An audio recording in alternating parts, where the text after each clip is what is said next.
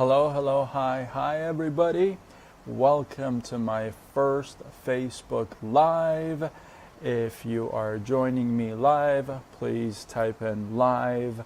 And if you're catching the replay, please type in replay.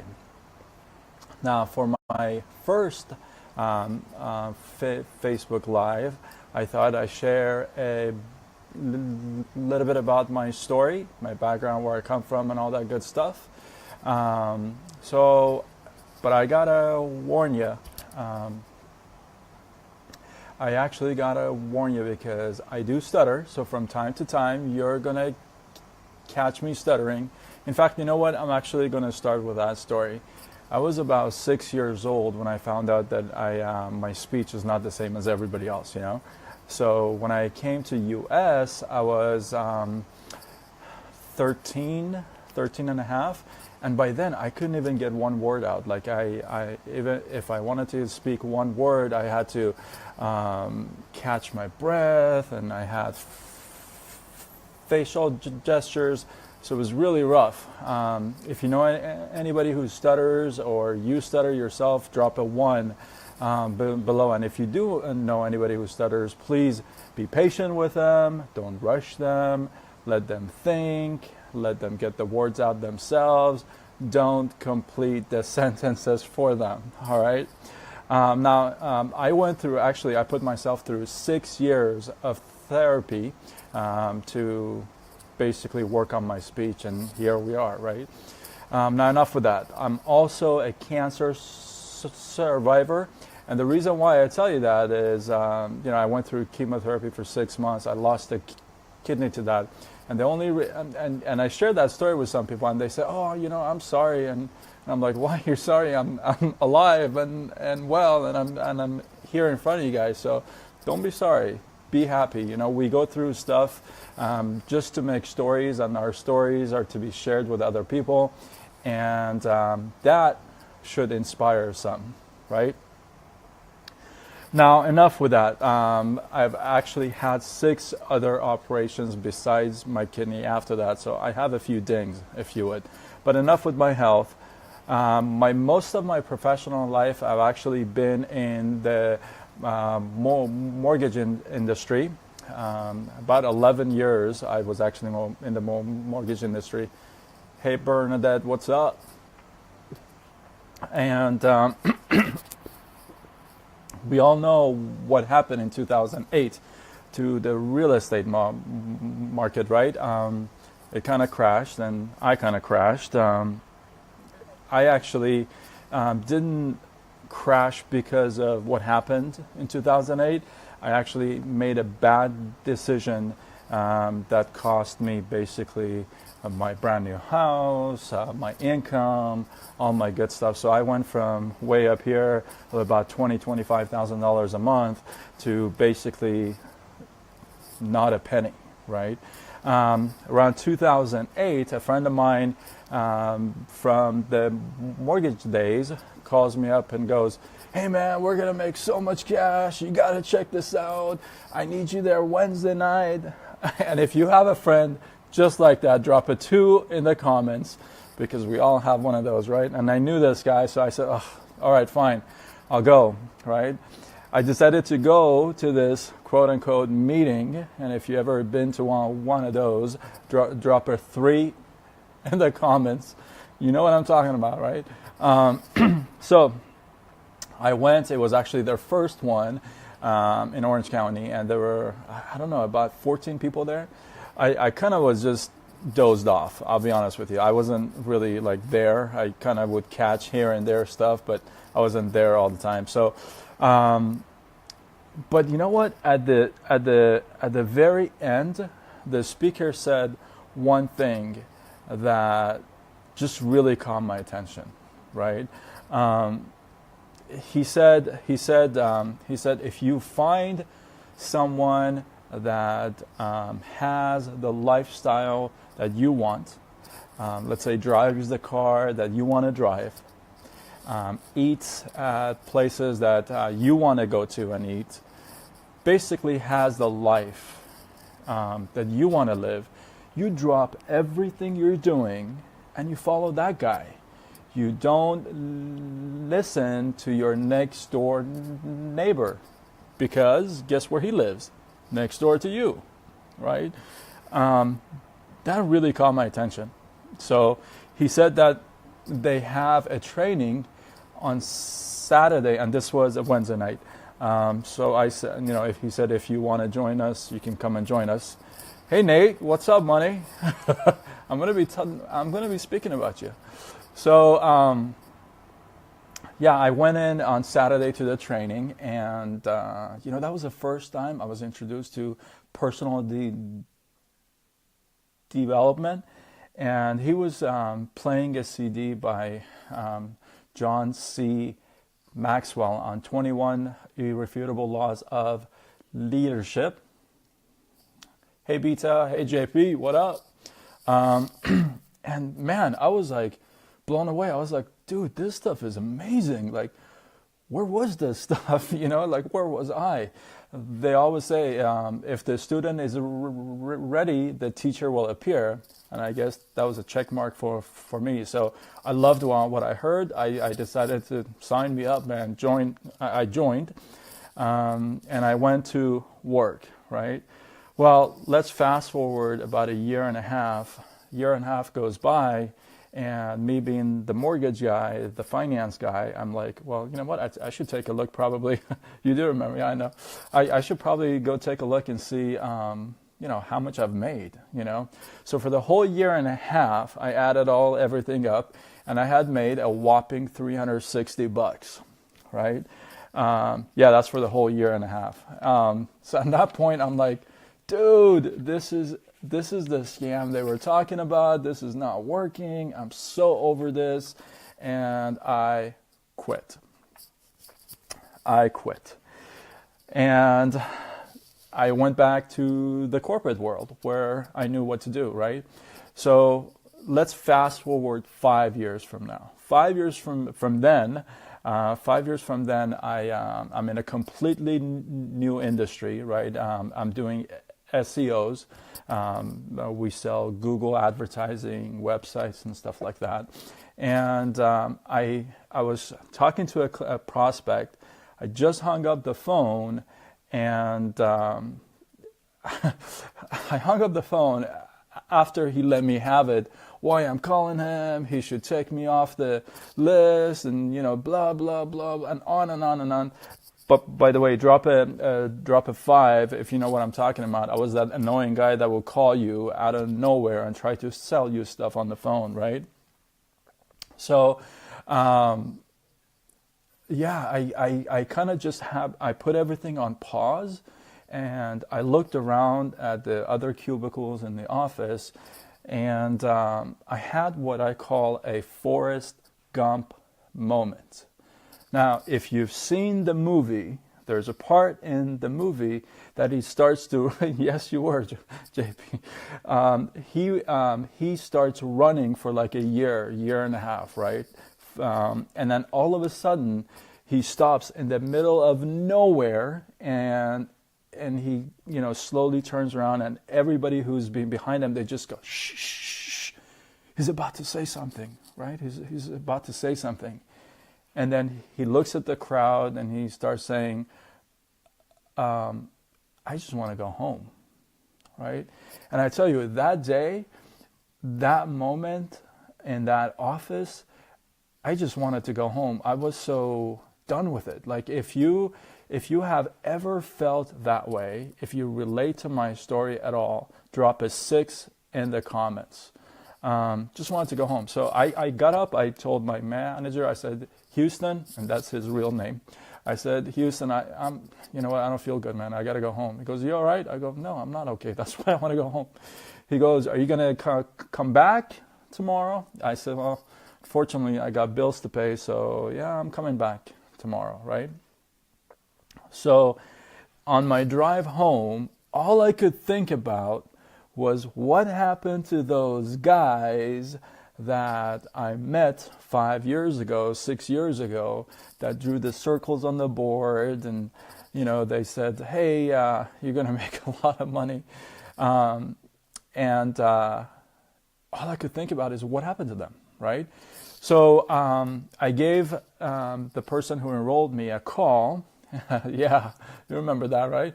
I gave him a call and I said, "Hey, bro, what's going on?" He goes, "Hey, man, I haven't heard from you for so long." I know. He goes, "What's up?" I said, "I wanted to see you." He goes, "Why? Are you in Vegas?" I go, "Vegas? No, dude. I'm in Irvine, in Orange County." He goes, I go, "Why? Are you in Vegas?" He goes, "Yeah, man. We moved to Vegas." Now, okay, let me pause here for a second. At the time when I met him, he was in a one-bedroom, low-income apartment with his wife and 2-year-old daughter, driving a crappy old car, right? So now it's about 6 years after, right? So I go, "Why are you in Vegas?" He goes, "Well, we bought a 3,000 square foot house. You know, I got a company car, and I'm making this much money." And I'm like, whoa. What are you talking about, dude? Like, what are you doing? Are you back in mortgages? And he said, "No, dude, the same company you left, I stuck it out, and here I am." I tell you, man, I hung up the phone. I was happy for him, you know I was, but I was like, dude, what? Seriously? Like, how come he did it and I couldn't do it? Like, everything I've done to that point, I was very successful at, right? But what happened that I did not succeed in that industry, in that company, in that brand, right? So I really had to really think about things, right? And I came up with two reasons. The first thing was, and I put some notes down because I want to make sure I cover all my points. The first thing was I didn't learn and understand the industry, the business, right? And the second thing is I didn't learn and understand my customers, my audience, right? No matter what business and profession you're in, you really got to know your business and you got to know your audience, right? Drop a 6 if you know what I'm talking about.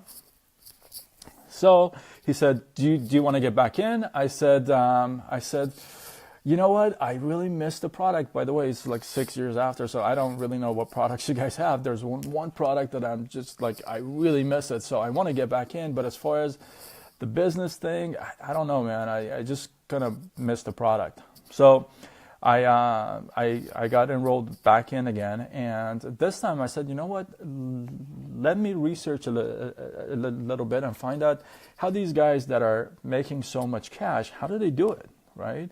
So I started to go to different webinars. I started studying different companies, different products, right? And it was end of November 2014 that I went to Vegas for a seminar called GoPro Mastery by Eric Worre. If you know who that is, drop an 8 in the comments. He is the man who changed my life. So at the end of that 4 days, I felt like I'm walking on clouds, right? I mean, I had so much stuff in my head, and I'm like, man, this stuff is like amazing. Like, I had my first aha moment, if you would. So at that point, I told myself, I said, "You know what? I totally can do this. Like, dude, I can learn this stuff. This is no big deal, right? I can totally learn this, and I can totally do this." So I decided to basically go for it. Now, at the time, I was working about 10 hours a day. I had, some of you know, that my dog, little guy, is diabetic. This is the time that I had to basically run to the vet after work, like 6 days a week. It was just extensive, right? So I actually built the business right after work, after the vet sessions and all that good stuff. So I decided to get into it right after work, right? Part-time. Now, I started to work with that company for about 7-8 months after. Something went wrong with the company, and I had to choose another company, another platform. And I'm so blessed because the second company that, hey Michelle, the second platform that I decided to work with is a direct sales company that we build 100% online, 100% on Facebook, if you would. And for some of you guys who know this space, having home meetings and coffee shop stuff and meetings, it could be frustrating because, my first home meeting, I can tell you this, I invited 17 of my closest friends, okay?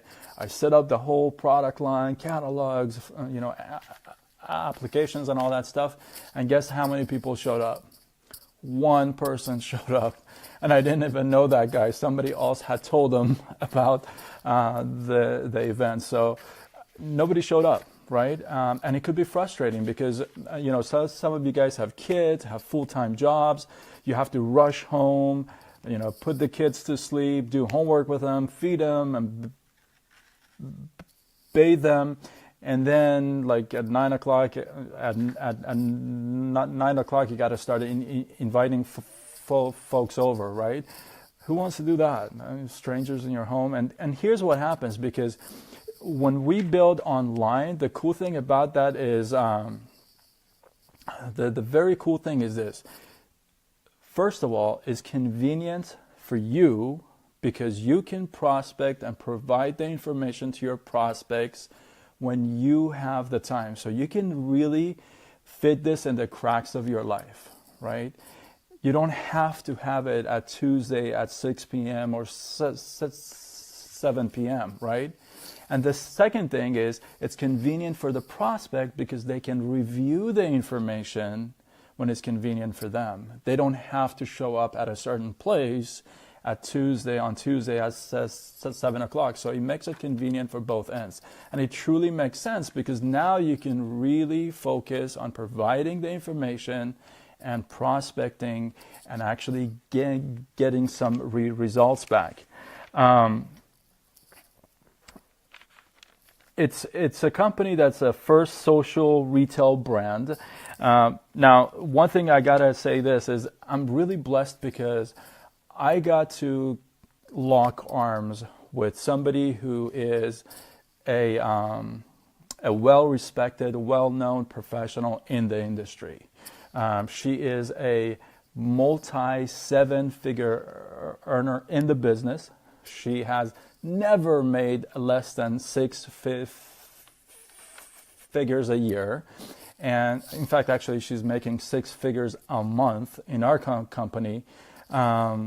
So she's a pretty big deal, right? And I don't know what profession you're in, whatever profession you're in, how cool would it be, how valuable would it be to have someone of that caliber, right, available to you, to coach you, to mentor you, to walk with you and provide you all the help that you need to grow. I mean, it's priceless, right? If you know what I'm talking about, drop a 9 in the comments, and I appreciate all you guys sticking around. Now, I've had 33 jobs in 10 different industries in my whole life, right? And so I think getting a job is really not like the problem. Holding a job is more the problem. I mean, you have companies that close doors, right? You have companies that lay you off. There are companies that replace you. Companies that get raided by the feds. I've had that happen to me like twice.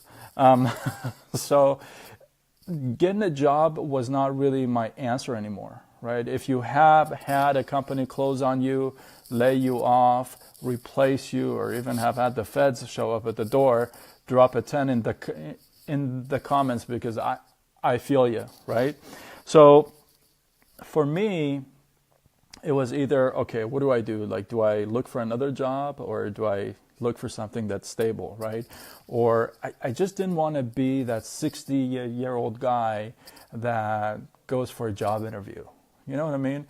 That was not for me. So why I really went this route, I think it really comes down to the lifestyle, right? Because we can have the cash, we can have the income, but if you don't have the lifestyle, which means the time to enjoy that income, then really what good is it? Like when I was in the mortgage industry, my average income was about $25,000 a month, okay? I had to purchase my undershirts and everything else online because I had no time to wash them, right? So what good is that, right? I mean, it doesn't make any sense. So for me, it really came down to, okay, lifestyle, right? Yes, the income is great, but you also want to have the lifestyle, the freedom to enjoy it, right? I mean, some of you guys have kids. Some of you guys want to spend more time with your kids, more time with your spouse. You want to take vacation, but you only can take 1 week or 2 weeks per year when they tell you. Somebody calls you up on a Wednesday, says, hey, do you want to golf? You're like, no, because I'm working. You know, that stuff sucks. You miss a lot of events with your kids. Some of you guys want to travel, right? So for me, it came down to, okay, you know what? It's really a combination of both. You got to have the income and the lifestyle to go with the income. Otherwise, it just doesn't work, right? And that's why I chose this. Now, if you guys relate to my story at all, drop a 11 in the comments. If you feel like somebody else may relate to my story, you're more than welcome to share my story. But I thought, my first live, I should probably tell you a little bit about me. I'm going to do more lives. I'm going to do at least 3 per week. And it's enough about me, right? You're like, that's good enough story about Sean. So from now on, it'll be more content on the industry, and I'll provide more value to you guys. If you guys want to know what the heck it is that I'm doing, I said Social Retail Live, what is that, all that good stuff, go ahead and drop a 12 in the comments, and I'll get back to you when I can. I appreciate everybody that stuck around, and I appreciate everybody who is going to watch the replay. Again, if you are watching the replay, go ahead and type in replay for me. I appreciate you guys' time, and for now, ciao.